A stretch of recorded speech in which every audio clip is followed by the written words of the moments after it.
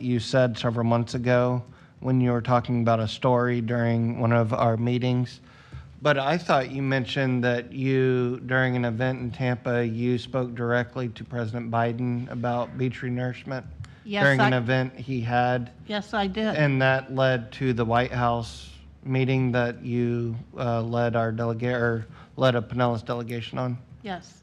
So we've literally had, or you've had meetings with the highest ranking government officials, official in the United States government about this. Correct, as well as the staff that head up this particular area within the government White House office.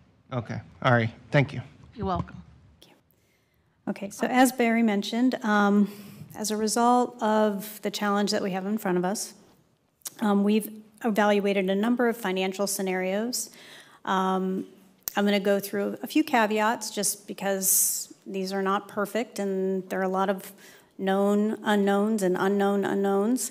But what we did attempt to do is estimate costs and revenues under the blue sky scenario. That's, you know, the Army Corps comes back in and we're moving forward as we have in the past. Partial funding scenarios, and then when I say no funding, I mean no outside funding. We are taking this obligation on ourselves. These financial overviews are based on the current tourist development tax allocation of 0.5%, right? So there's no additional funding that is thrown in there unless it's grants that we know we obtain. The nourishment cycles that we used, the current Treasure Island and Long Key Upham Beach cycle is 4 years. So you'll see at the beginning of the forecast, it's a 4-year scenario. Then for Sand Key is authorized to be at 5-year cycle, but historically our schedule has been 6 years. The new authorization for Treasure Island and Long Key is 6 years. So there'll be some scenarios that you'll see after the expiration of the initial authorization on those two beaches, the cycle moves to 6 years.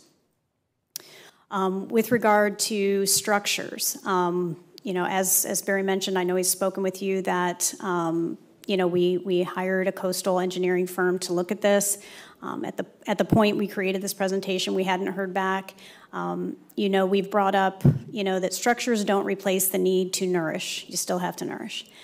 They can create other problems, and there's a lot of regulatory hurdles.